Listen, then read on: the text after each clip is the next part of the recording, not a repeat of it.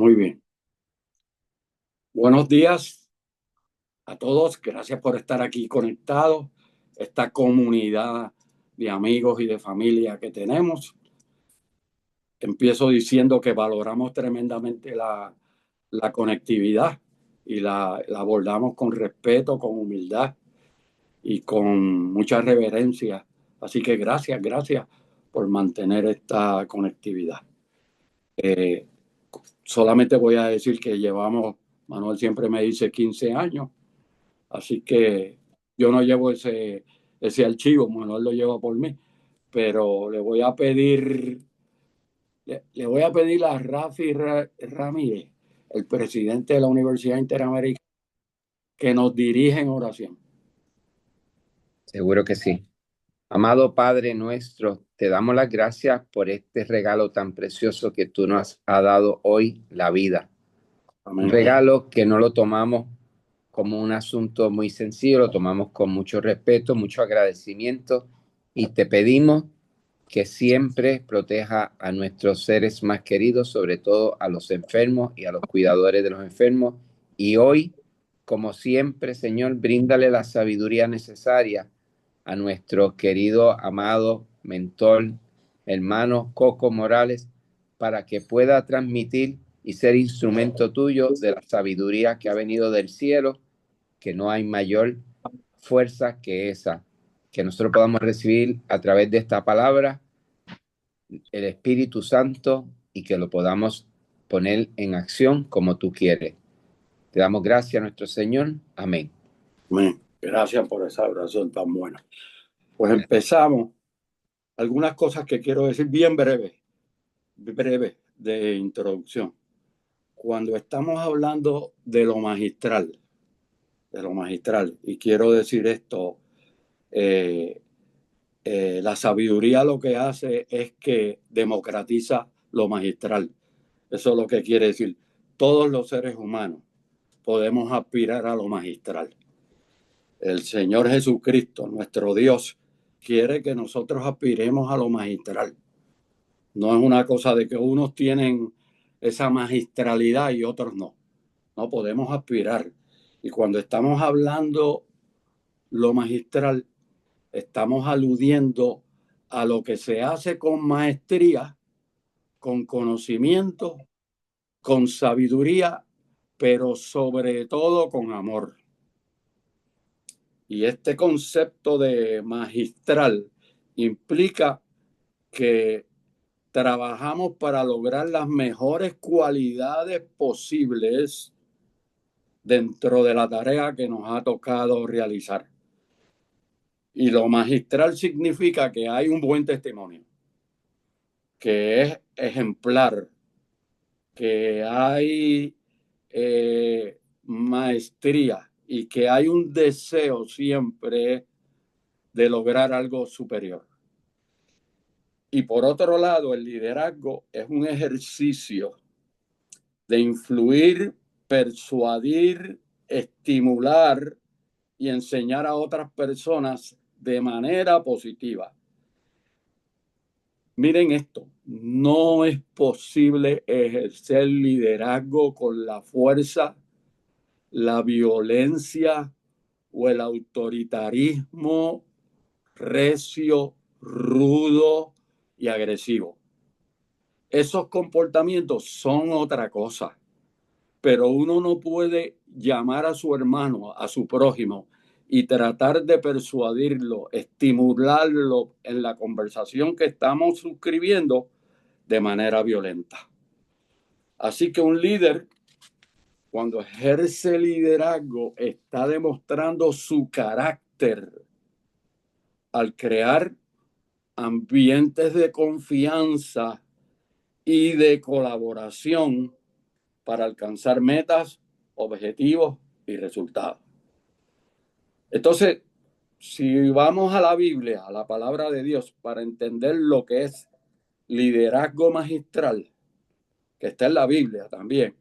En la Biblia, el liderazgo magistral lo que significa es guía, enseñanza, preparación para otras personas y ayudarlas a crecer en la fe.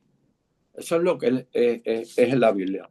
Por lo tanto, la primera lámina por ahí que vamos a presentar es una especie de resumen que indica lo siguiente. Los tiempos actuales necesitan de líderes. Miren el inventario de los fundamentos que se reconocen en la literatura. Necesitan los tiempos actuales líderes que tengan interés en lograr una efectividad mayor, en presentar, suscribir y actuar con sus principios y valores claros, el demostrar que hay peritaje y literacia financiera, mayordomía, el manejo de los recursos, que hay madurez, eso quiere decir profundidad, que hay valor, valentía, pero que hay compasión y que hay amor al hacer el trabajo, fundamentando y fortaleciendo el carácter y con un carácter que demuestre fe, inteligencia espiritual, conciencia de quiénes somos, lo que queremos hacer y dónde pertenecemos. Eso quiere decir identidad. Y que cuando se trabaja con sabiduría en un contexto de equipos de trabajo, entonces salimos a crear una mega identidad. Ahora, el punto que quiero enfatizar aquí con esta lámina, a mano derecha, lo ven por ahí, vivimos tiempos donde necesitamos líderes. Ahora, en todos los sectores de la sociedad. En todos los sectores de la sociedad. Y esto es importante porque si reconocemos ese planteamiento, vivimos tiempos donde necesitamos líderes ahora en todos los sectores, en todos los niveles, en todas las comunidades de la sociedad. Entonces, el llamado social, el llamado de país es hay que salir a desarrollarlos. Hay que salir a desarrollarlos y hay que darle mantenimiento a los que estén ubicados haciendo ese trabajo. Así que muy importante, muy importante, muy importante, ¿verdad? Enseñar para la adaptabilidad de los líderes. Y aquí un punto importante, y lo voy a decir despacio para que este planteamiento se pueda entender. Esta es la paradoja de nuestro tiempo. Y a veces yo vivo con algún grado de desespero ante esta paradoja de nuestro tiempo. Y la paradoja de nuestro tiempo es que el nivel de complejidad del mundo, ¿verdad? El mundo se ha hecho muchísimo más complejo. Pues la paradoja de nuestro tiempo es que el nivel de complejidad del mundo está superando la disponibilidad y el desarrollo de líderes efectivos, conscientes, competentes y sobre todo emocional y espiritualmente saludables.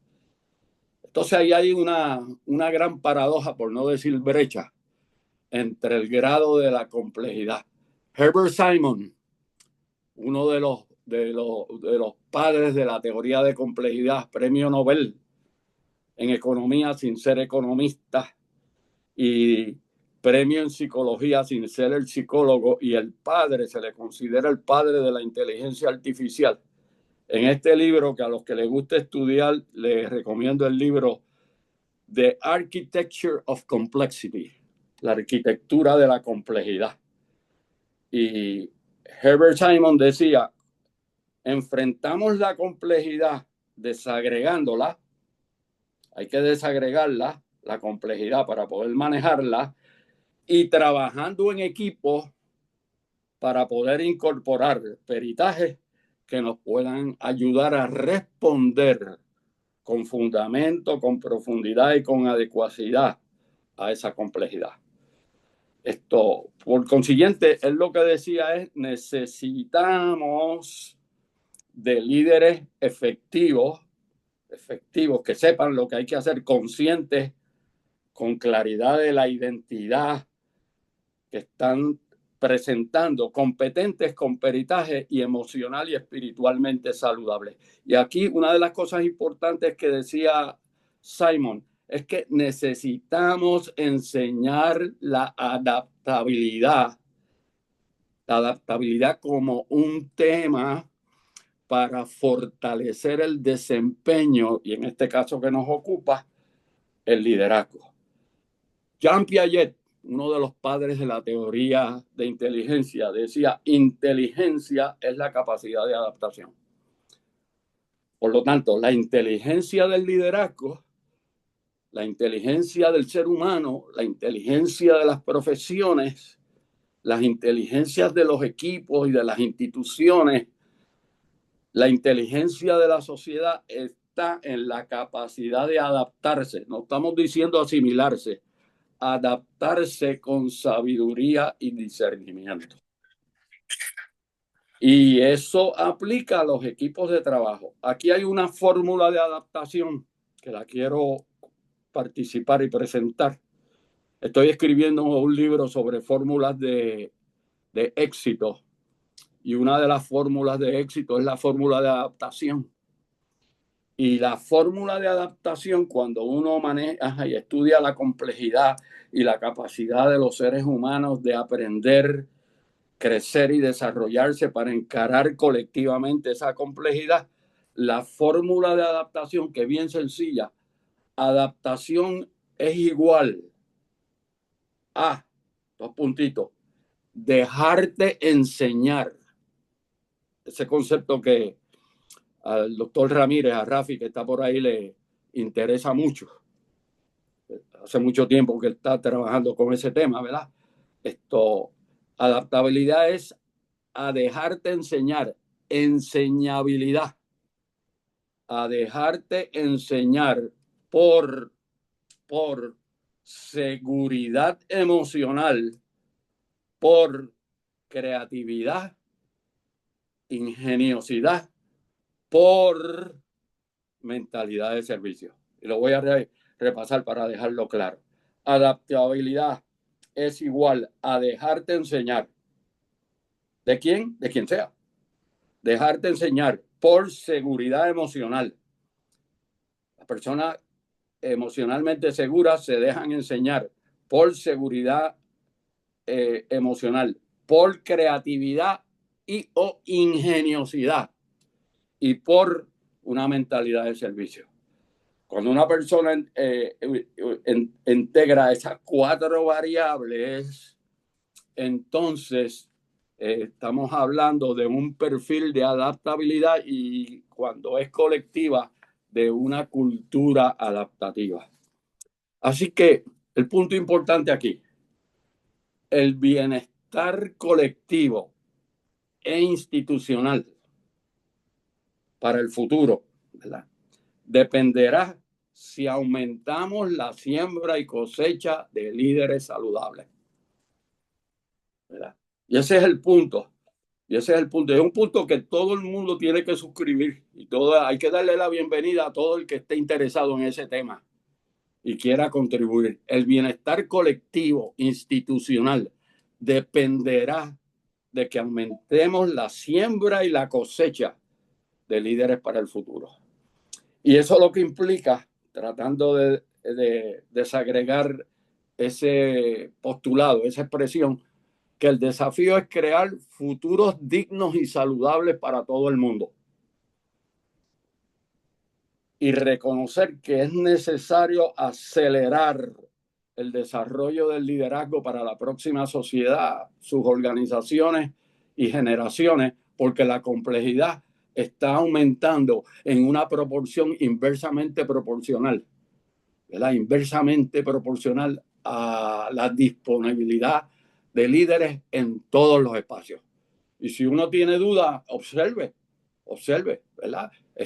Uno se mueve y navega por ahí, hágase la pregunta en las observaciones: ¿quiénes son los líderes aquí? ¿Y qué están haciendo los líderes? Entonces, eso es mucho más desafiante cuando reconocemos que hay que elevar la valla y cumplir con expectativas más elevadas, porque el próximo nivel siempre es más complicado. Hay veces que una persona que me preguntó el otro día por texto, pero ¿qué pasa si a mí no me están aplicando los mismos criterios que a otros líderes anteriores? Y la contestación que yo le di por texto es que la valla la han elevado. El estándar de expectativa para ti es mucho más alto que el escalón anterior de los estándares que se estaban requiriendo. Hay un punto que quiero enfatizar, esta expresión de Kurt Lewin, ¿verdad? No hay nada más práctico que una buena teoría, porque ustedes saben, yo he compartido con ustedes con mucha profundidad y en muchas ocasiones que si uno quiere promover el cambio y la transformación hay que cambiar la teoría, ¿verdad? Ese es el fundamento. La teoría no es otra cosa que un cuerpo de conocimientos útiles que hacen una diferencia de aplicación y de implantación. Pues eso es lo que decía Kurt Lewin, el padre de la psicología industrial organizacional, migrante de Alemania a Princeton en la década de los 40.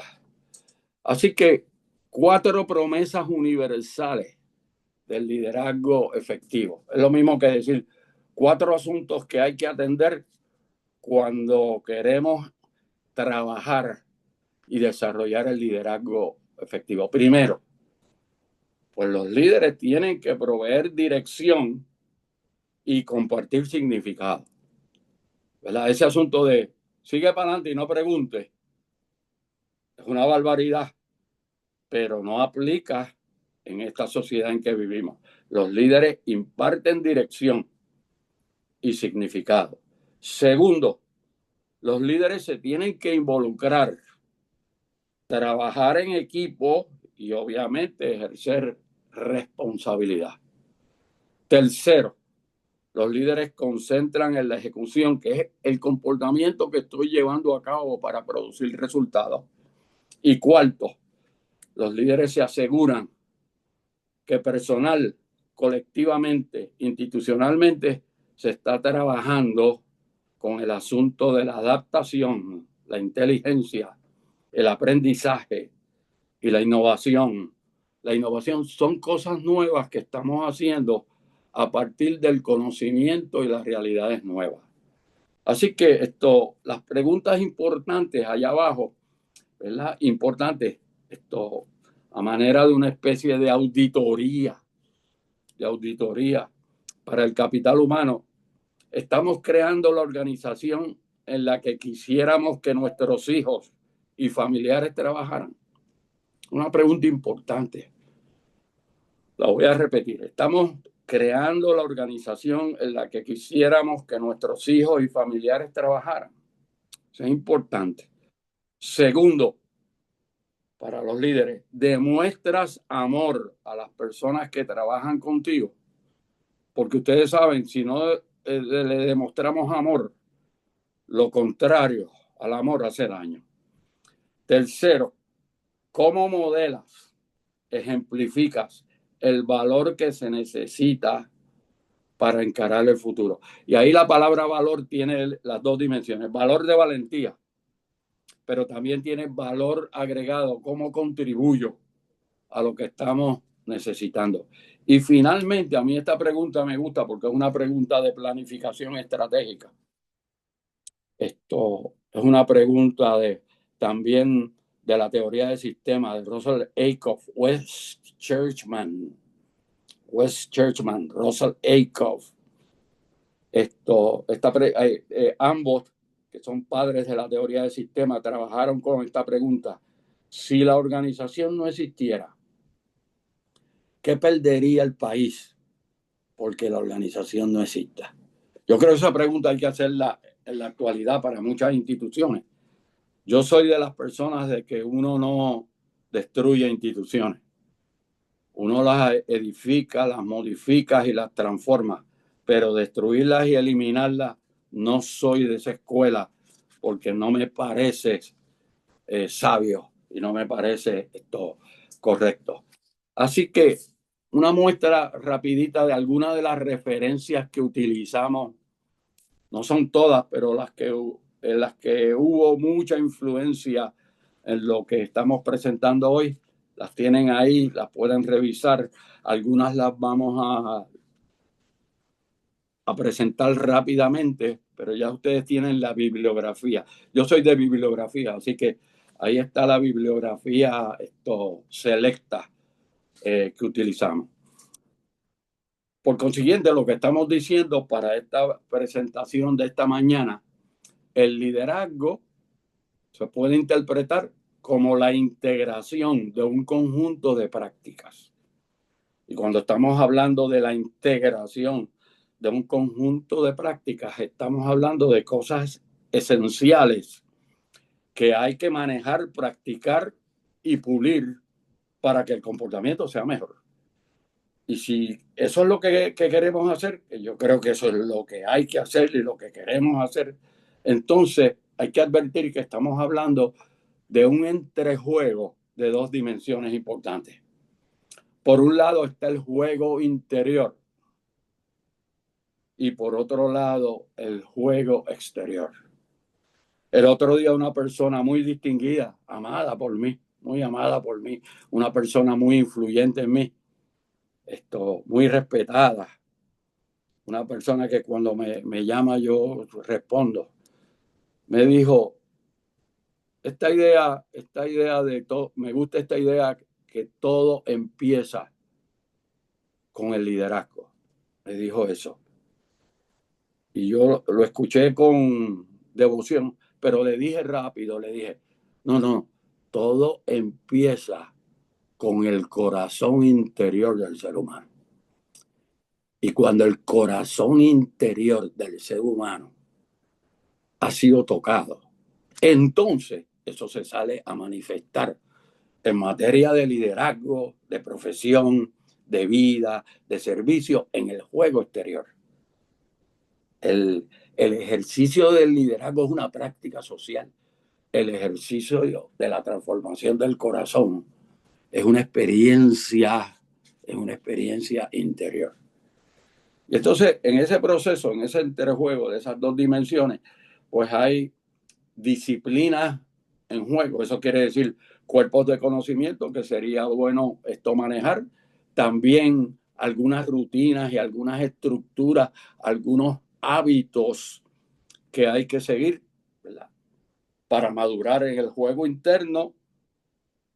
Por consiguiente, es importante conectar con el creador para entonces desarrollar competencias demostradas en el juego interior. Así que un punto importante, cuando las prácticas, que ya mismo las vamos a repasar, cuando las prácticas utilizadas de manera integrada y sustentable, cuando las prácticas utilizadas de manera integrada y sustentable, se juntan, entonces van a producir resultados explosivos. Y entonces eso es lo que quiere decir esto. Fuimos capaces de organizarnos y preparar líderes para hacer lo que no pueden hacer por sí solos. Así que un punto importante aquí, recuerden esto, la identidad que he compartido con ustedes, este vellón sociológico que tengo de 20 años, la identidad, que significa contestar con profundidad 3 preguntas. ¿Quién soy? ¿Qué quiero hacer de verdad? ¿Y dónde yo pertenezco? La identidad siempre tiene que entrar en la misión y en el propósito personal, ¿verdad? Yo tengo escrito en la nevera de mi casa lo que es la visión y la misión de los Morales. Los Morales, como equipo de trabajo, la tengo. Y con mucha frecuencia cuando la miro, me hago la pregunta incómoda porque tengo que trabajar y concentrar y tratar de crecer en la misma. Las preguntas son importantes. ¿verdad? Las preguntas son importantes. Pues me hago la pregunta, ¿cómo la identidad que yo digo que suscribo? Miren las 3 preguntas. ¿Quién soy?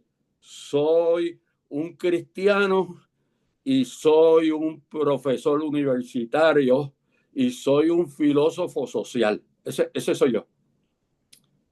¿Qué quieres hacer? Pues yo lo que quiero hacer es enseñar de la mano de Cristo. ¿Para qué? Para lograr una diferencia y una transformación.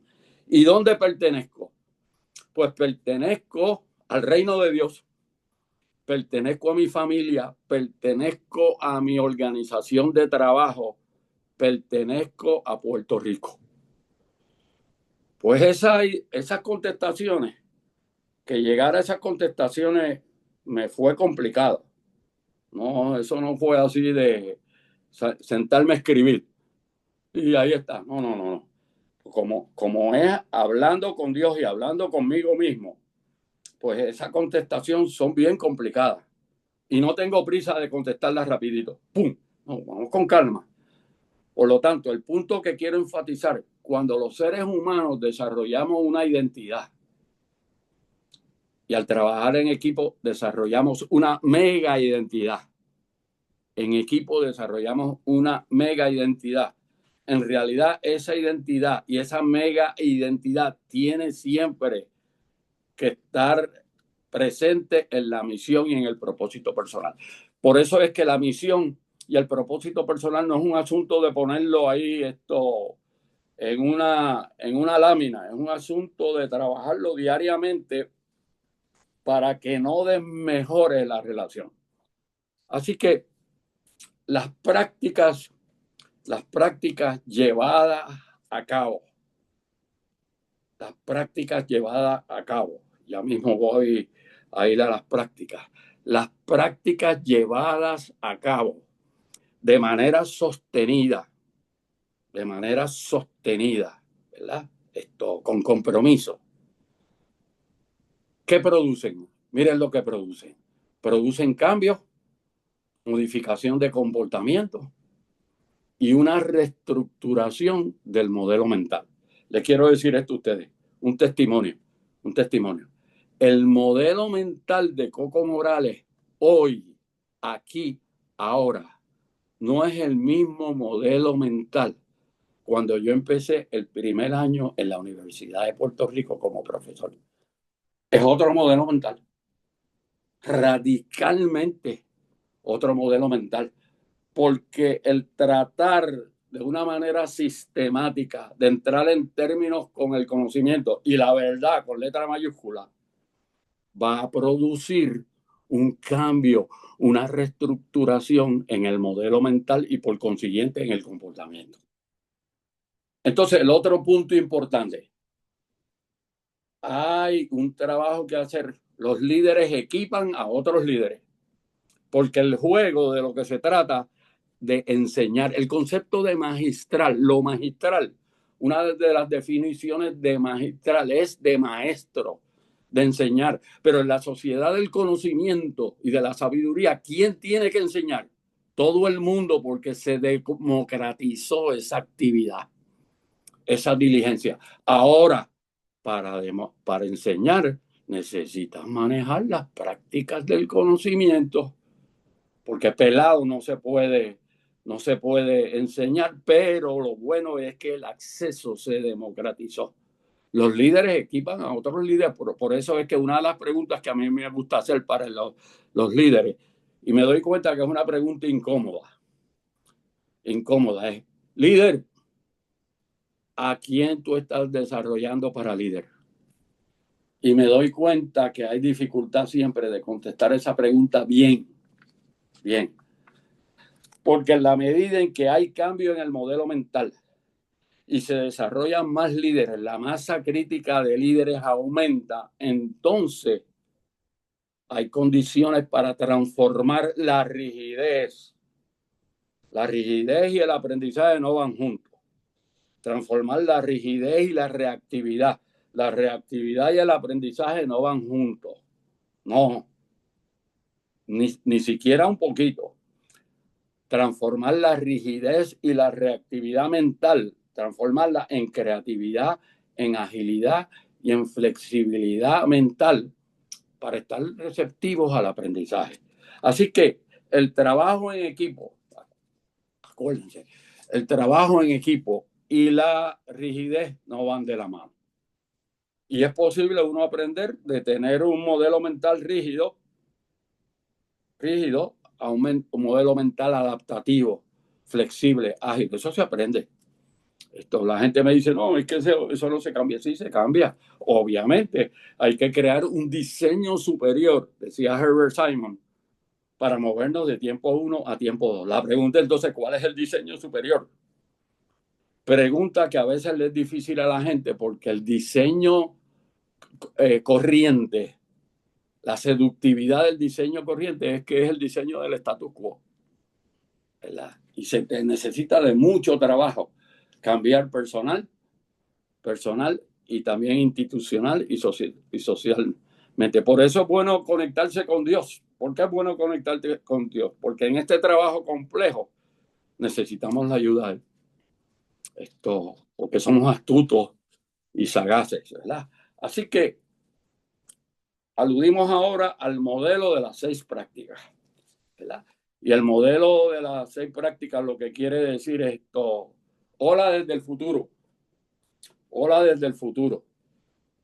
Reconociendo que a veces el futuro no puede empezar porque estamos muy ocupados, sobrecargados de trabajo con el status quo. Y cualquier duda que uno tenga, haga auditoría. Yo hago esa auditoría conmigo semanalmente. Cómo las cosas que yo estoy haciendo son cosas del estado corriente y cómo las cosas que estoy haciendo son del estado que quiero desarrollar. Y me llevo sorpresa, pero hay tiempo para reestructurar. Así que las 6 prácticas son las siguientes. Una responsabilidad personal, después traducida a una responsabilidad social. La primera, discernir el propósito. Tienes que discernir el propósito, ¿verdad? Discernir el propósito. ¿Cuál es tu propósito? Más allá de la narrativa así liviana, concreta y profundamente, ¿cuál es tu propósito de vida? Y compártelo. No te lo quedes privado, compártelo, porque cuando uno lo comparte, entonces la obligación para nutrirlo es mayor. Segundo, y esta me gusta mucho. Segundo, destilar y metabolizar la visión. Metabolizar lo que quiere decir todo lo que hay que comprimir y entrar adentro para que produzca una nueva realidad, ¿verdad? Y destilar y metabolizar una visión también es complicado y es duro ese trabajo, porque uno lo que está diciendo, ¿qué es lo que yo quiero hacer? ¿Qué es lo que yo quiero hacer en ruta al futuro? Tercero, y esta es muy importante, hay que conocer tus dudas y miedos. Todas las personas tienen algo de duda y algo de miedo. ¿Cuándo se va a acabar el miedo? Cuando estemos en el cielo, ¿verdad? Obviamente las dudas y el miedo son directamente proporcional a la distancia que nos encontramos de Dios. Pero hay que manejarlas porque si no las manejamos, se meten en el medio de la realidad cotidiana. ¿Y saben qué? Todo el mundo las puede observar. Y a veces puedo pensar, no, esto es un asunto acá privado. No, se demuestran. Porque la presentación del ser en la vida diaria, diría Erwin Goffman, la presentación del ser en la vida diaria siempre va a reflejar algunas dudas y algunos miedos. Y por eso es que hay que atenderlas. En cuarto lugar, uno tiene que enfrascarse en diálogos auténticos y valerosos. Porque hablando con otras personas, compartiendo significado con otras personas, se va aclarando el propósito y la misión de lo que uno quiere hacer. Robinson Crusoe no podía tener un propósito y una misión de impacto social, porque estaba solo. Así que es importante conversar. Es importante conversar. Una de mis desesperaciones y quizás a veces de mis expresiones a veces un poco así exasperadas es que yo pienso que no se puede acabar la sociedad de las tertulias, la sociedad del diálogo, la sociedad de la conversación, del encuentro de cuerpos calientes, de cuerpos calientes. Esa sociedad no se puede acabar, no se puede acabar. Y no podemos dejar que nos acabe en esa sociedad. Pero eso implica también que hay que desarrollar intuición. Eso quiere decir capacidad de interpretar situaciones con poca información y tomar decisiones a veces con poca información. Y muy importante, porque el mundo se ha hecho complejo, pensar sistémica y sistemáticamente, ¿verdad? Y entonces, la medida en que estas prácticas como que se van juntando, entonces podemos decir en esta expresión que me gusta, un librito que escribí por allá por la década de los 80, que se titula Hola desde el futuro. Podemos decir hola desde el futuro si integramos estas cosas. Si no integramos estas cosas, podemos decir a veces, lamentablemente, hola desde el pasado o a veces decimos hola desde el presente donde estoy comprometido con el status quo. Así que vamos a las 6 prácticas con calma. Al lado tienen el fundamento de investigación, el fundamento teórico, pero vamos con calma. La primera práctica, hay que discernir, destilar, metabolizar el propósito personal y también el propósito institucional. Y eso lo que significa que reconocemos que la vida es un propósito y que el liderazgo, el deseo de influir positivamente en otras personas, se fundamenta al decir, hola, yo soy fulano de tal, me quiero interactuar con ustedes a partir de este propósito. Y lo que ya ustedes saben, los líderes se hacen, se manufacturan, se desarrollan. El problema con la gente que hace liderazgo sin hacerse. Yo los veo. Y casi siempre la gente que hace liderazgo sin hacerse, y hacerse un constructo filosófico, es que se ponen violentos. Se ponen violentos y se ponen agresivos y se ponen autoritarios. ¿Saben por qué? Porque se adolece de una plataforma de sabiduría. Así que es importante, ¿verdad?, que el líder se haga, y eso siempre implica desarrolla tu ser interior para demostrarlo en el exterior. Cuando ese conjunto interactúa, entonces se va poco a poco desarrollando la mente creativa, y la mente creativa, puede culminar en genialidad. Yo tengo aquí compañeros de trabajo que para mí son genios. Y yo contento porque le digo, enséñame. Entonces, el punto importante, los seres humanos siempre estamos acechando anhelos. Y eso hay que entenderlo, eso es una psicología profunda, la puso Dios en nuestro corazón, en nuestra genética. Acechamos, tenemos anhelos. Y cuando uno habla, entonces uno comparte anhelos y hay que tener la paciencia para escuchar los anhelos de otras personas y de nuestros prójimos. Y al final del día, ¿de qué se trata la vida?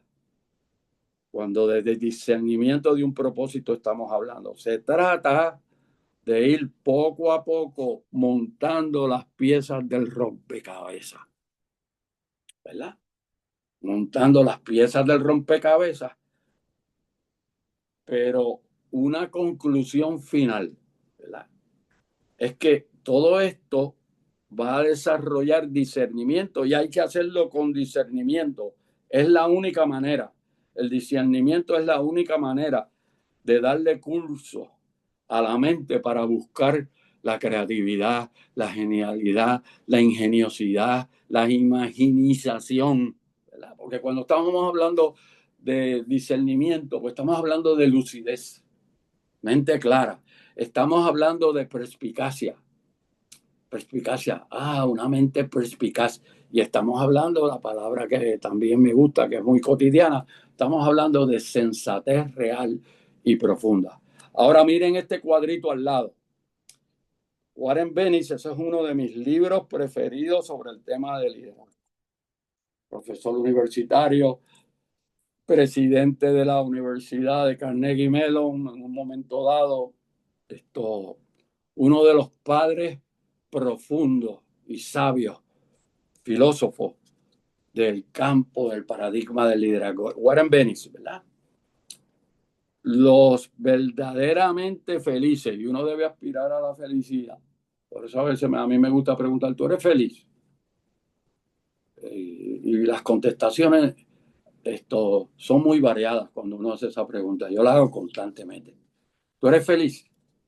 Y el punto es importante porque lo que dice la psicología, la sociología, la filosofía, pero particularmente la palabra de Dios, los líderes verdaderamente felices serán aquellos que aprendieron a servir con el corazón. La práctica número 2. Hay que destilar y metabolizar la visión. Eso es lo que implica activar la disciplina, requiere mucha disciplina, de traducir el propósito en un estado preferido de futuro. ¿Verdad? Segundo, advertir que todos los tratadistas, tengo una tabla bien compulsiva, tan compulsiva que ni se entiende, una tabla bien compulsiva para demostrar que todos los tratadistas, y ahí en esa tabla tengo más de 200 autores, todos los tratadistas, autores, investigadores del liderazgo describen la visión como el ejercicio medular que tiene que llevar a cabo el ser humano en un plano y en un segundo plano con su equipo, con su cuadro de trabajo. Así que ser una persona de visión, ser una persona de visión y dirigir la organización hacia el futuro es la principal gestión del liderazgo. Es un asunto, acuérdense, es un asunto, lo dijimos en la reunión pasada, es un asunto de integrar y de no dividir. De hecho, cuando usted ve gente dividiendo, primero, esos no son líderes. Y segundo, si se puede, hay que sacarlo del equipo de la institución. Por eso Pablo, ustedes saben a Pablo, cuando le decían, hey, en las iglesias, allá hay unos dividiendo, acérquensele y traten de enseñarle. Y acérquensele otra vez y traten de educarlos y desarrollarlos. Y si no hay muestras de mejora en el comportamiento, déjenlos ir. ¿Por qué? Porque no hay nada más destructivo en las dinámicas de los seres humanos. No hay nada más destructivo en las dinámicas del ser humano que tratar de dividir y de fragmentar las relaciones. Está súper documentado. No hay nadie que discrepe de eso. Así que muy importante, ¿verdad? El desarrollo de la visión. Y los 5 elementos de la visión, ¿verdad? El estado preferido de futuro. Los 5 elementos de la visión, el estado preferido de futuro, son los siguientes. La visión empieza siempre como un asunto personal. Por eso es que esto se desarrolla en la conversación con Dios. Y lo puedo decir con humildad y con reverencia y bajando la cabeza. Pero es personal. Le puedo decir, hoy yo lo hice. 3:30 de la mañana, y bajé la cabeza, señor, estoy conversando, ¿verdad? Y a veces se me va la mente, ¿verdad? No te preocupes, que yo entiendo que eso es parte de tu humanidad, se va la mente, pero tráela otra vez. Esto tiene que ser específica, elevada. La elevada con todas las dimensiones, lo que significa que la visión tiene que ser elevada, dignificante. Es estratégica, eso es lo que quiere decir. ¿Cuáles son los comportamientos que tengo que desarrollar, implantar para lograr el resultado? Y de una manera deseable, esto es colectiva.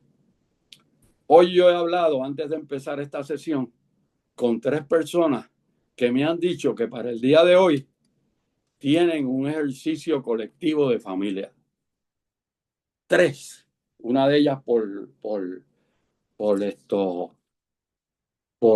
WhatsApp, diciéndome, estoy en un road trip de matrimonios de mi familia.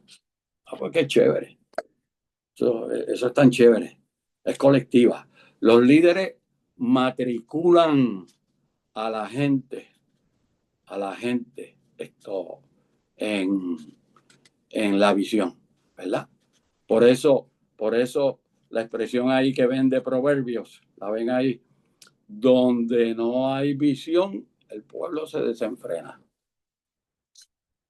Lo mismo podemos decir, en la familia donde no hay visión, la familia se confunde. Donde no hay visión, el equipo también se desarticula. Así que una responsabilidad personal importante es matricular a las otras personas en la visión. Así que la práctica número 3.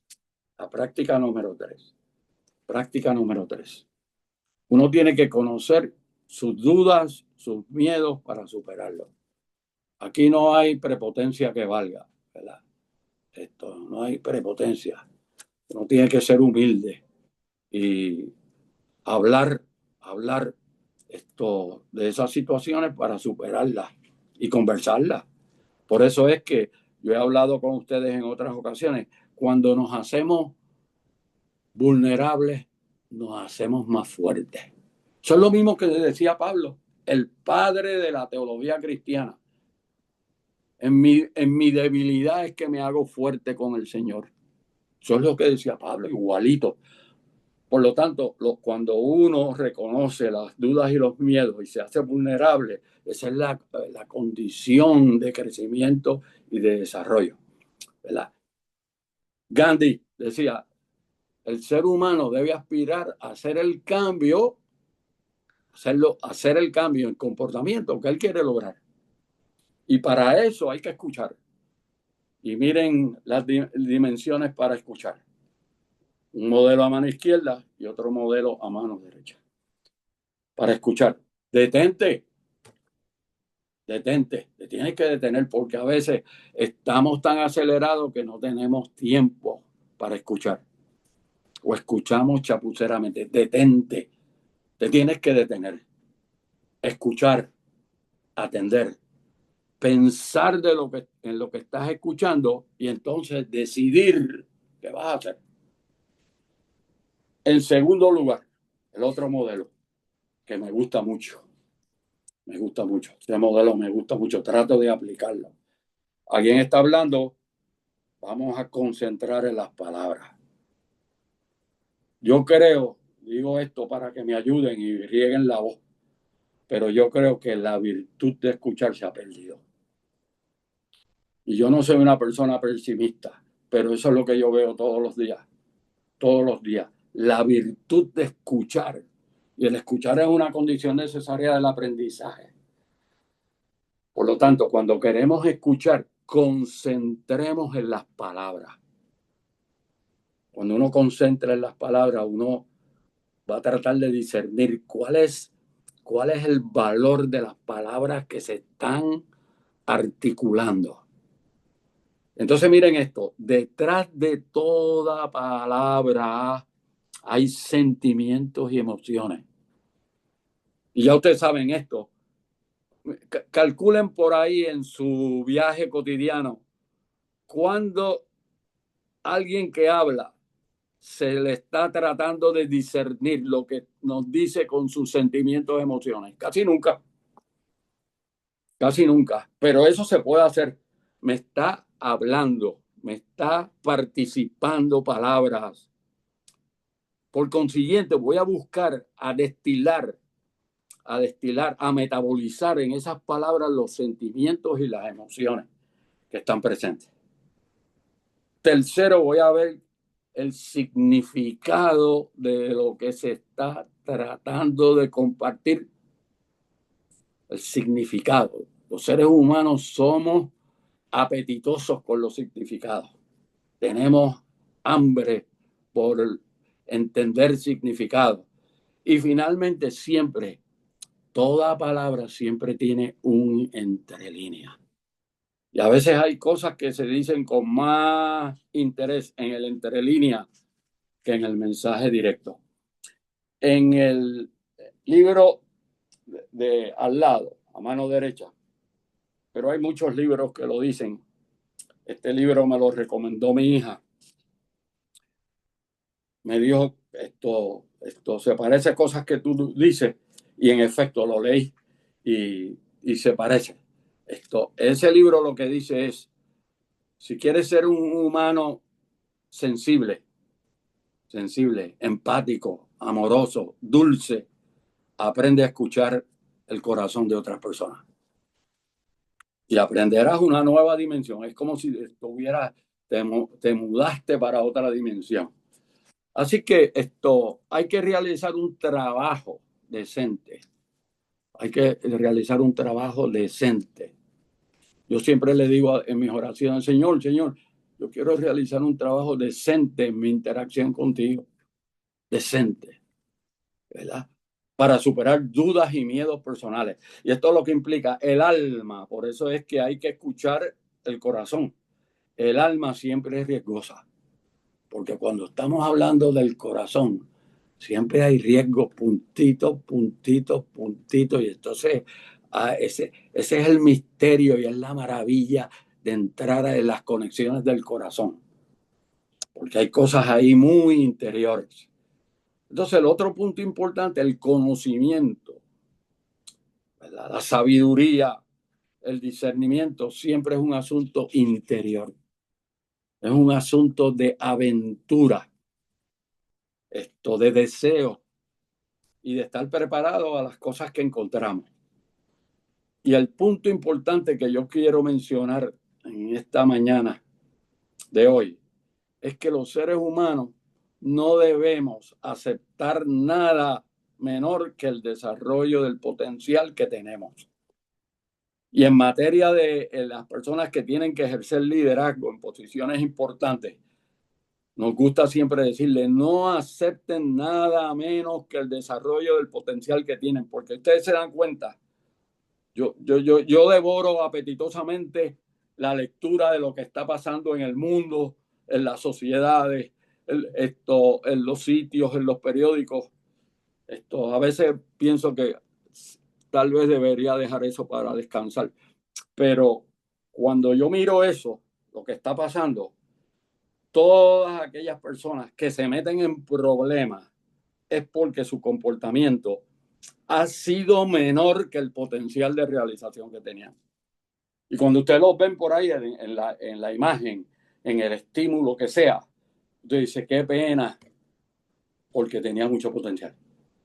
Y entonces hay un gran aprendizaje para la próxima sociedad, para la próxima generación, para los jóvenes que vienen detrás y que tienen promesas y que tienen ilusiones y que tienen anhelos. Así que la práctica número 4. Vamos a enfrascarnos en diálogos auténticos y valerosos. Y eso lo que implica es que la transformación personal y también institucional requiere de mucho valor y de esfuerzo, ¿verdad? Y el valor requiere 3 prácticas adicionales. 3 prácticas adicionales para hacer las cosas con valor. Primero, uno tiene que comprometerse con algo mayor, ¿verdad?, que valga el sacrificio, ¿verdad? Los seres humanos desciframos que detrás de todo sacrificio siempre hay el potencial de un resultado mayor. pero el sacrificio tiene que estar ahí. Eso quiere decir cuidado con los costos de oportunidad. Costo de oportunidad, esto es el costo de todo lo que no conseguí por estar pendiente a otras cosas que no era lo fundamental. Así que esto, en segundo lugar, hay que conocer los miedos personales y separarlos, esos miedos personales, separarlos del riesgo que hay que acometer. ¿Verdad? Eso es lo que quiere decir. Soy capaz analíticamente de pensar, esta tarea, esta diligencia, estos comportamientos tienen riesgo, ¿verdad? Por un lado. Pero por otro lado está la tarea que se requiere manejar, el mastership, ¿verdad? Que hay que manejar. Después uno lo junta, ¿verdad? Me han dicho personas, por ejemplo, atletas y personas que han hecho cosas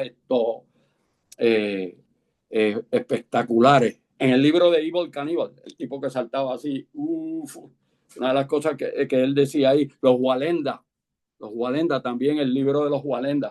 Estoy usando estas caricaturas, ¿verdad? Son caricaturas reales y empíricas, pero son caricaturas. En ambos libros, una de las cosas que hizo la persona que iba a ejecutar el riesgo es que separó el miedo de lo que requiere la lógica de la tarea y de la actividad. Entender de qué se requiere esto, saltar de un sitio a otro, cruzar la cuerda de un sitio a otro, entender eso y luego manejar el asunto del miedo y la duda para entonces juntarlo. Pues hay una lección ahí medio caricaturesca, ¿verdad? Pero lo que dice la psicología humana es que es la misma lógica de cambio y transformación. Entonces, en ese proceso hay que trabajar en equipo. Miren lo que yo aprendí del libro de los Walenda y del libro más liviano todavía de Evel Knievel. Pero miren lo que aprendí. El que preparaba las cuerdas, el que preparaba todo el andamiaje, donde uno de ellos iba a cruzar, no era la misma persona. Porque si era la misma persona, entonces la mente se fragmentaba y no había integración y concentración en el comportamiento que hay que realizar. Pues eso es una lección interesante, ¿verdad? Por eso es que a veces el equipo nos tiene que ayudar. Nos comprometemos con algo que valga el sacrificio. Aprendemos a diferenciar para manejar los miedos personales y separarlos de lo desafiante de la tarea que hay que llevar. Y obviamente vamos a trabajar en equipo, que es una forma de decir necesitamos ayuda. Sin ayuda, una gran tarea nunca se va a lograr. Así que el diálogo y las conversaciones auténticas son obligatorias para un empeño elevado, extraordinario, de alto rendimiento. La práctica número 5 implica desarrollar la intuición. La intuición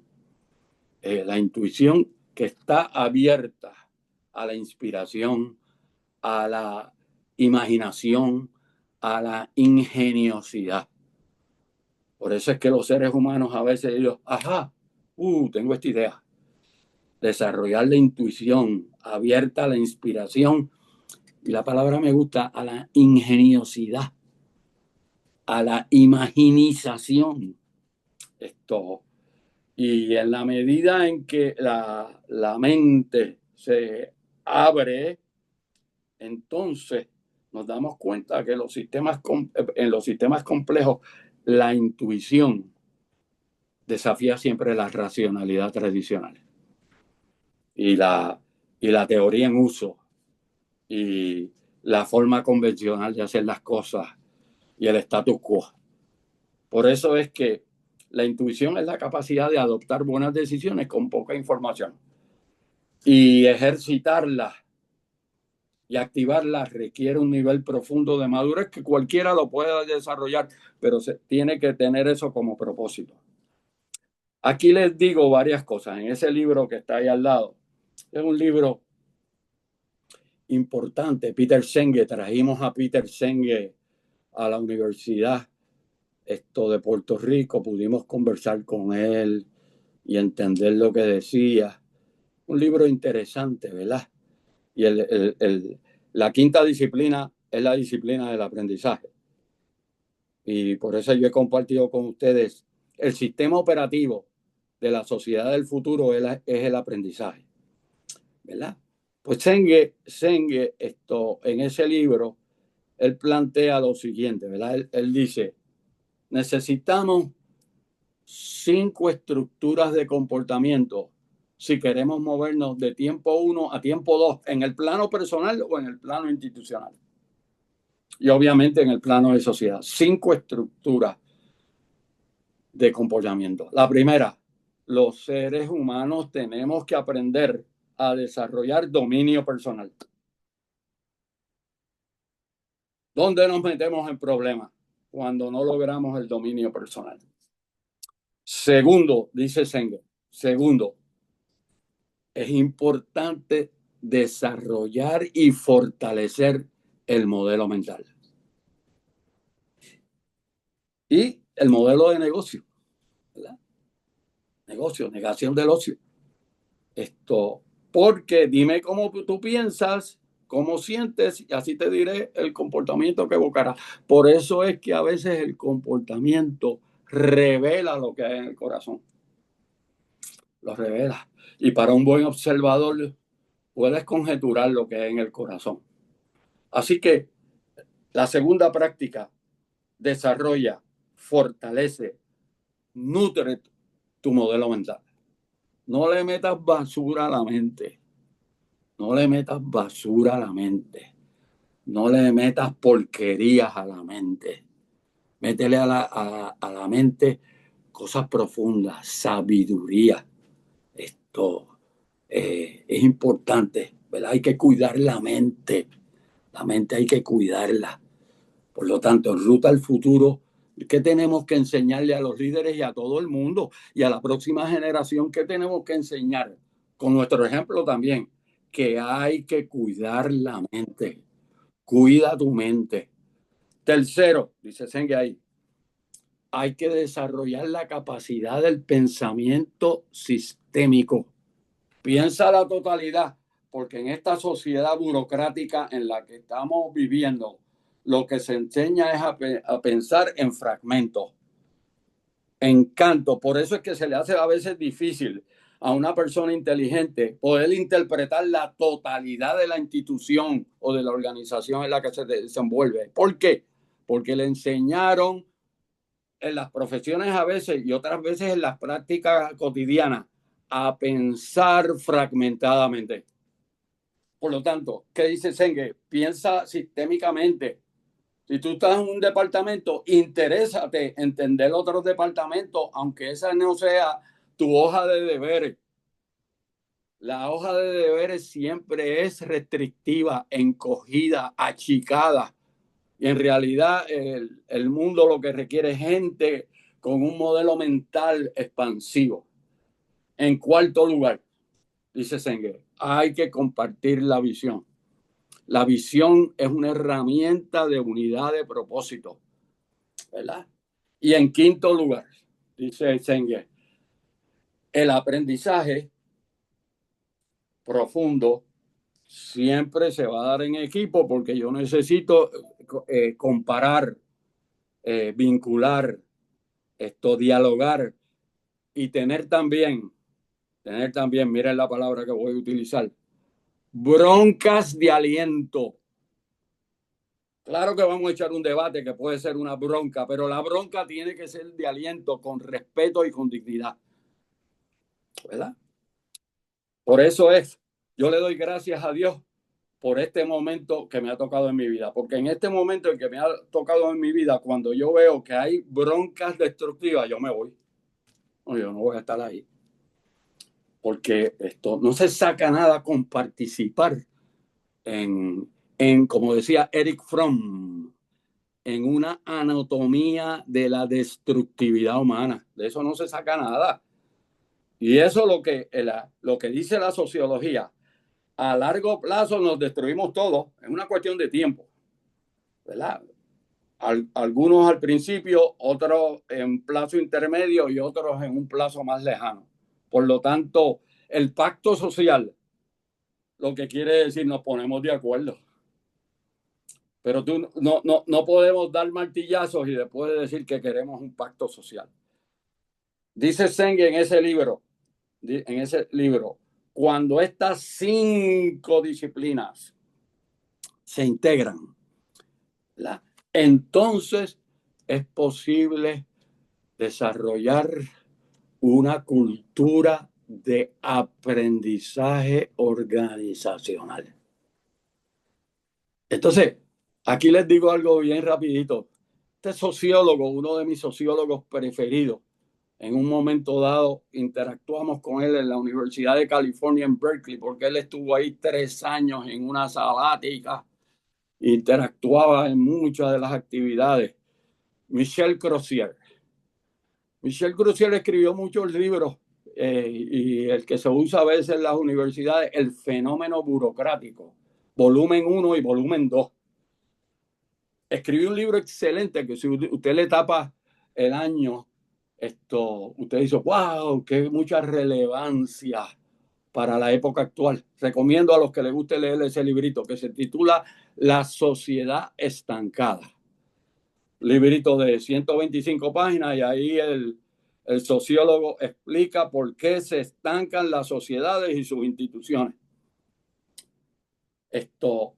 Pero una de las cosas que él hizo en el fenómeno burocrático, miren esto, hizo la definición de lo que es una burocracia. Y miren la definición de lo que es una burocracia. Decía Crozier, una burocracia es un modo de organización que no aprende de sus errores. Esa es la definición. Por lo tanto, ya usted sabe, metafóricamente, cada vez que estamos como estancados y que seguimos reciclando nuestros errores, por las razones que sean, que eso hay que explorarlo, ya usted sabe lo que está pasando.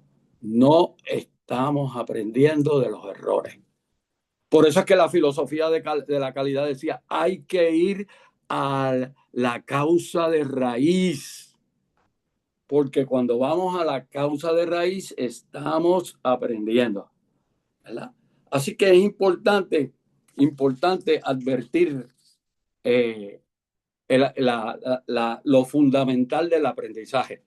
Entonces, advertir también que el liderazgo efectivo en la mayoría de las disciplinas se requiere de un balance entre la profunda capacidad racional y el conocimiento intuitivo. La vida no es 100% racional, ni tampoco 100% conocimiento intuitivo. Entonces hay que aprender ese balance y esa madurez filosófica. Esa es una palabra así abstracta que ya no uso, pero me gustaba mucho.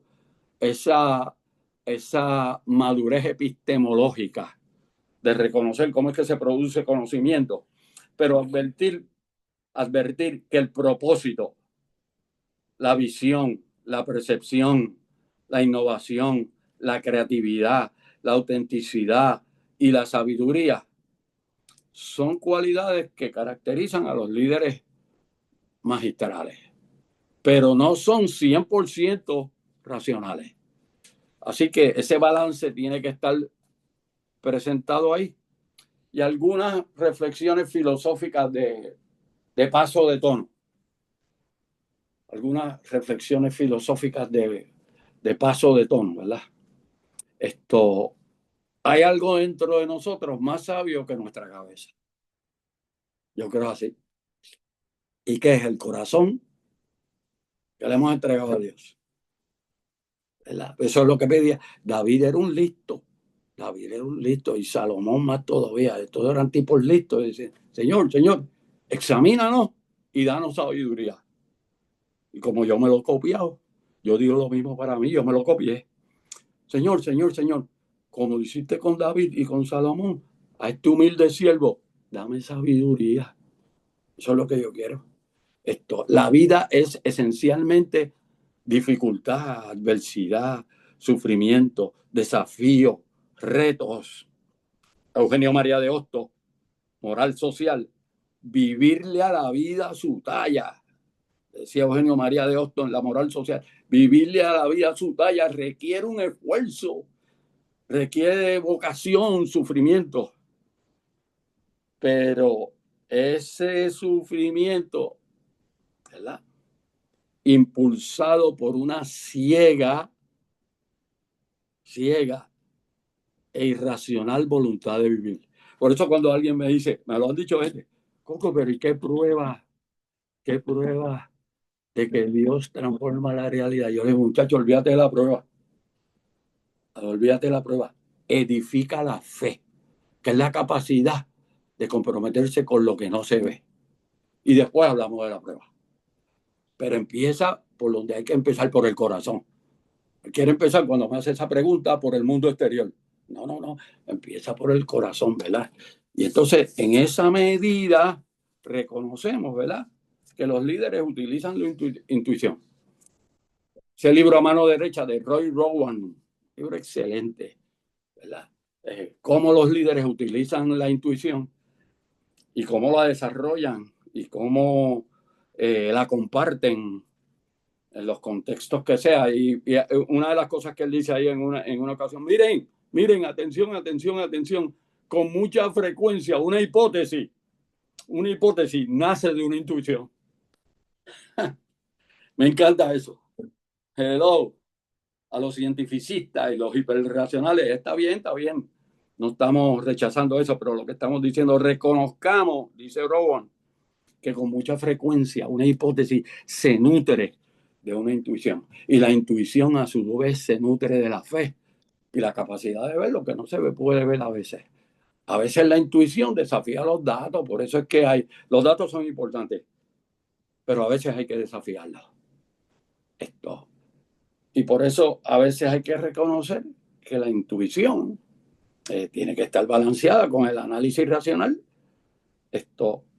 Pero en el contexto para el ejercicio que permita la creatividad. Y por eso a veces hay que repetir las cosas para verlas desde distintas perspectivas. Así que recuerden esto, la práctica sistémica y sistemática, que es una de las disciplinas de Peter Senge, ¿verdad? Pues entonces, ¿qué hacen los líderes? Piensan sistémica y sistemáticamente. Y esto lo que significa es, no se debe ignorar la estructura de la realidad y el diseño organizacional. Pero decía el premio Nobel, que me lo enseñó bien, todavía vivo obsesionado con esa idea. Hay que diseñar para algo superior. Los seres humanos tenemos que diseñar para algo superior. Y los líderes efectivos tienen la capacidad de pensar sistemáticamente y pensar en las características del diseño institucional que se requiere, que hay que modificar, que hay que transformar para adelantar la ejecución de alto rendimiento. Así que el pensamiento de sistema lo que hace, ¿vale?, y a los que les guste esto les recomiendo el libro, un librito, pero miren, dulce, que de Wes Churchman, ¿verdad? Wes Churchman, esto es uno de los libritos. Si yo tuviera que escoger los 50 libros que han impactado mi vida, este es uno, de Wes Churchman. Era profesor distinguido en la Universidad de Berkeley cuando yo estaba allí. Wes Churchman. Y el libro se titula The System Approach and Its Enemies. El enfoque de sistemas y su enemigo, porque la burocracia lo que quiere siempre es analizar fragmentadamente. Así que una de las cosas que dice Churchman en ese libro, The System Approach and Its Enemy, es que el pensamiento de sistema estimula la evolución del modelo mental, ¿verdad?, de la creatividad y de la integración de conocimientos. Por lo tanto, recuerden esta proposición científica. La estructura determina el desempeño. Dime cómo estás organizado y te diré el desempeño que lograrás. Por consiguiente, los líderes efectivos hacen prevención para evitar el pensamiento reactivo. Así que la jornada del liderazgo magistral. Ya estoy terminando. La jornada del liderazgo magistral. Primero, no hay caminos cortos ni atrechos.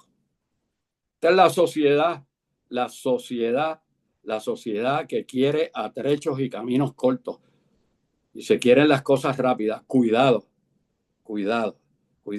No hay caminos cortos ni atrechos, porque una vida bien vivida es una vida de largo plazo. Así que el primer propósito de la vida es ser una persona de visión. Este es el acto esencial de todos los grandes seres humanos y líderes. Y eso es lo que implica hacer el trabajo, independientemente de limitaciones. Y entonces, el segundo propósito del comportamiento magistral es superar los obstáculos que limitan el desempeño potencial y que tienen que ver con la manera en que estamos organizados. Y finalmente, el liderazgo magistral lo que tiene que ver, y uno se lo tiene que contestar, es con la dinámica de servir, sanar, crecer y desarrollar.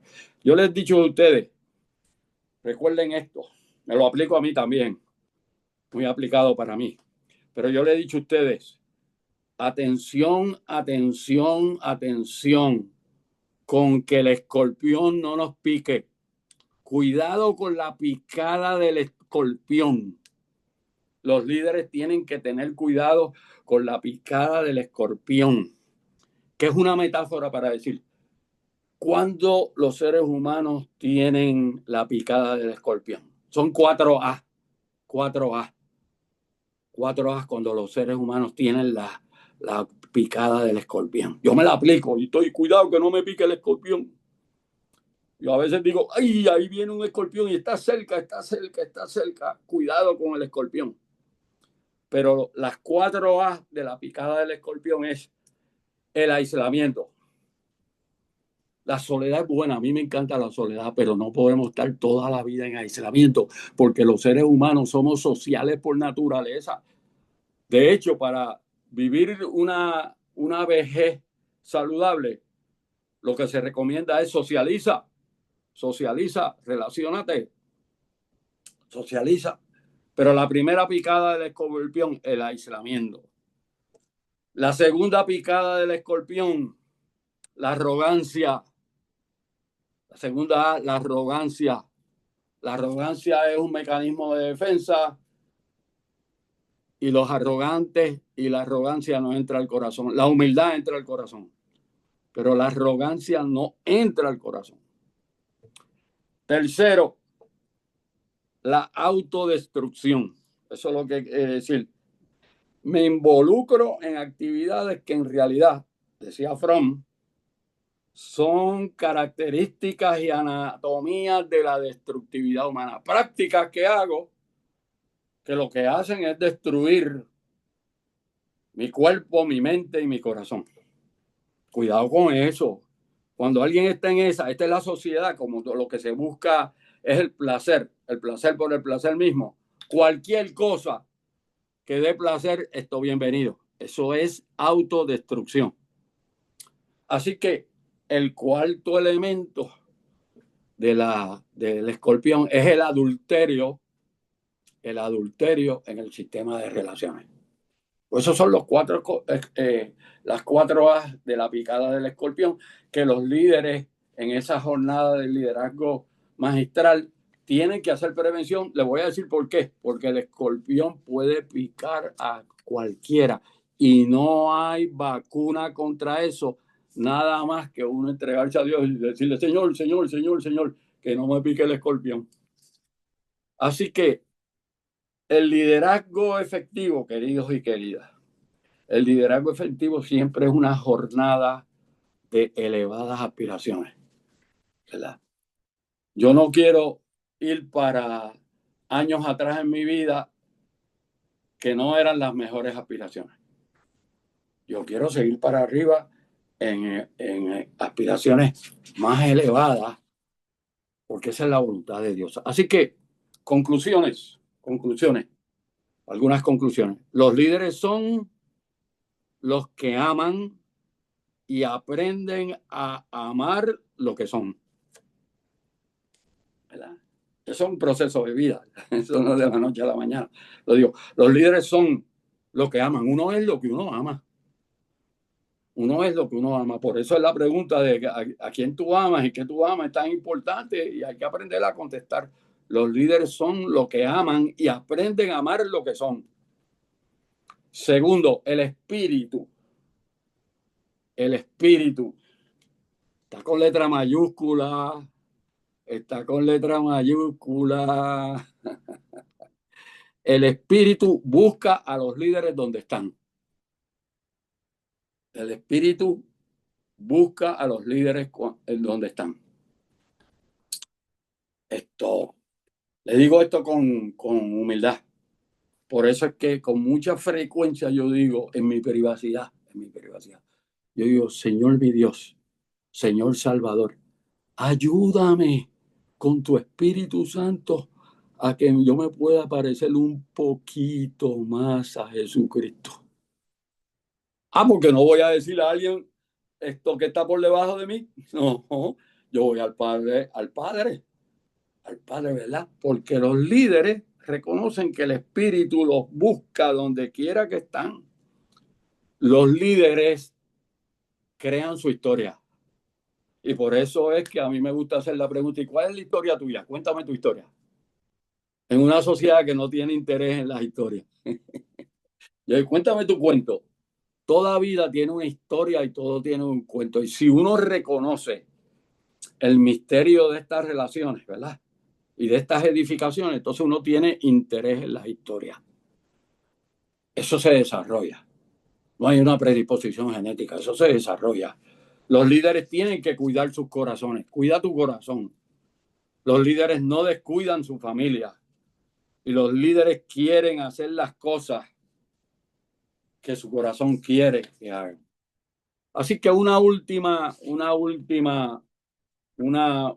lámina. Me gusta esta lámina, cómo van a recibir los materiales. Después mírenla, practíquenla y la literatura está en la próxima página. Están ahí algunas de las fuentes para trabajar con esto. Las prácticas del liderazgo, el llamado y las vocaciones de los cristianos practicantes tienen que ver con esto, ¿verdad? Primero, el llamado cristiano se tiene que demostrar en la vida cotidiana. O sea, tiene llamado, ¿en serio? Pues entonces, ¿dónde está el comportamiento? El llamado cristiano tiene que demostrarse en la vida cotidiana. Yo me lo aplico a mí y tengo siempre muchas oportunidades de mejoramiento ahí, pero lo tengo presente como un norte de mejoramiento, ¿verdad? Dios trabaja a través de los seres humanos, ¿verdad? En segundo lugar, el propósito siempre tiene que ver con la vocación, el vocaré, la convocatoria para la que uno ha sido llamado para hacer algo. Y entonces los seres humanos, ¿verdad? Encontramos las vocaciones, incluidas las de ejercer liderazgo. Tercero, hay pluralidad de llamados. Ahí yo puse algunas nada más, pero hay pluralidad de llamados. Está el llamado del líder, el del trabajador, del profesional, de la familia, del ciudadano, de la iglesia, del sujeto que sea. Hay pluralidad de llamados, ¿verdad? En cuarto lugar, hay que edificar y trabajar con la ética de la vocación. Y la ética de la vocación lo que quiere decir, no te salgas de la vocación, porque si te sales de la vocación, entonces puedes cometer ahí errores, porque eso no era tu vocación, ¿verdad? El vocaré. Hay que realizar la ética de la vocación, lo que quiere decir, independientemente de donde yo me encuentre, ¿verdad? Independientemente de que yo esté a veces interactuando con personas que lamentablemente no me caen bien, la ética de la vocación es yo voy a realizar un trabajo de calidad por respeto propio, por respeto propio, ¿verdad? Y entonces, finalmente, la ética de la vocación, para mí lo que quiere decir realmente es Dios está con nosotros. Y finalmente, ¿verdad? Ya desde un mensaje cristiano, cuando uno quiere practicar el llamado, la vocación, pues uno va a cargar constructivamente, edificantemente, el peso de la cruz. Eso es lo que significó, ¿verdad? En la vocación. Esto es lo que significa. Hay pruebas al ejercer la vocación. Hay tentaciones. Cuidado con las picadas de los escorpiones. Y hay que orar en el ejercicio para vivirle a la vida su talla en la vocación. Así que finalmente, esos son los dos libros que le recomiendo al que quiera trabajar en esta dirección, pero finalmente el liderazgo cristiano y todo tipo de liderazgo, pero cristiano, esto hay que verlo como un ejercicio de vocación. Eso es lo que hay que enseñar. Eso es lo que hay que enseñar.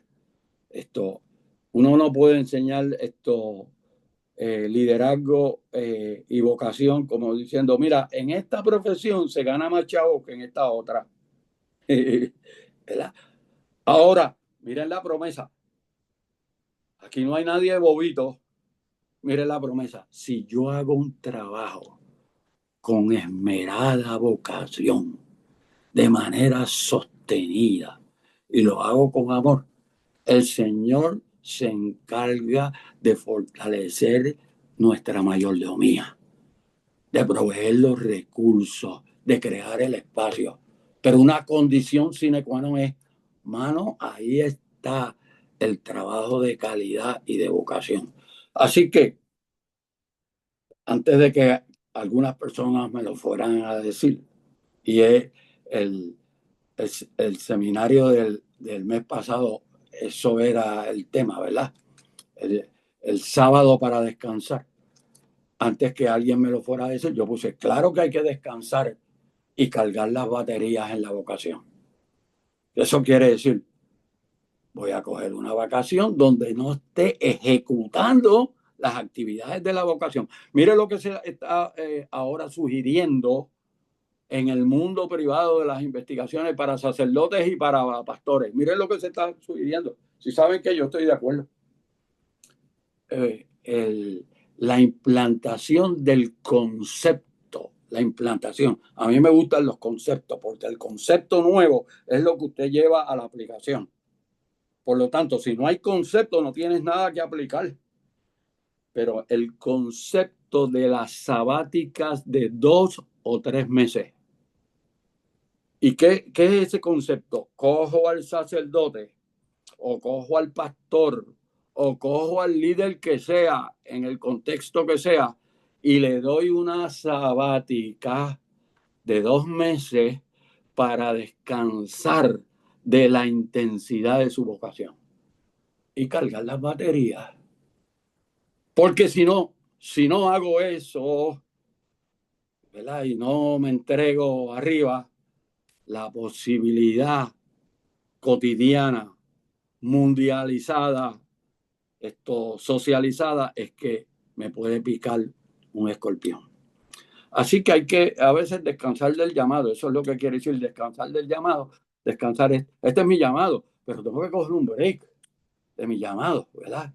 Tengo que coger un break, ¿verdad?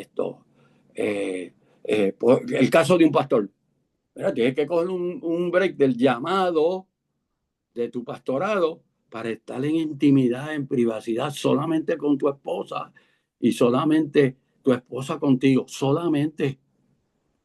Porque entonces la vida completamente pública, sin descansar de ese llamado, entonces te puede picar el escorpión. También es importante, el liderazgo cristiano siempre está buscando cómo matricular al prójimo. Y yo creo que ahí uno puede mejorar. Matricular al prójimo lo que quiere decir, reconozco esta persona que está aquí, es mi prójimo, lo quiero ayudar, déjame ver cómo lo puedo ayudar. ¿A quién? A quien sea.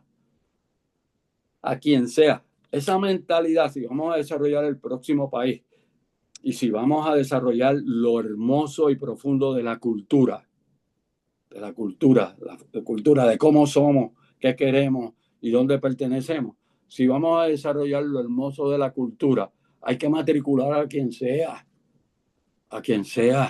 en las posibilidades de nosotros ayudarlo con nuestros propios méritos y con nuestros propios recursos. Y eso hay que estar buscándolo. Yo le voy a decir a Dios, el día que yo esté hablando con el Señor, yo le voy a decir, Señor, tú sabes, yo hice ese esfuerzo. Donde quiera que me pare, traté de ver a tu prójimo. Con resultados buenos, resultados regulares, pero nunca voy a decir con malos resultados. Porque eso me lo metió en el corazón. Así que es importante, finalmente, para el liderazgo como un ejercicio de la vocación, hacer lo que amas y amar lo que haces porque lo haces para Dios. Lo chévere del benchmark, a ponerle así, una changuería, o del estándar de Dios, es que siempre uno mira para arriba, o voy a mirar para el lado, o voy a mirar para abajo. ¿Verdad? Ayer en una reunión estratégica con un cliente de nosotros le decíamos, mira, te están respirando ahí en el hombro, mira para arriba, que te están respirando en el hombro. No es cuestión de mirar para el lado ni para atrás, es cuestión de mirar para arriba. Y de esa manera empezar a crecer. Oigan, muchas gracias, que Dios los bendiga, los quiero, van a recibir estos materiales. Así que agradezco sobremanera su conectividad. Geraldo La Couture está ahí. Este es mi querido amigo, que siempre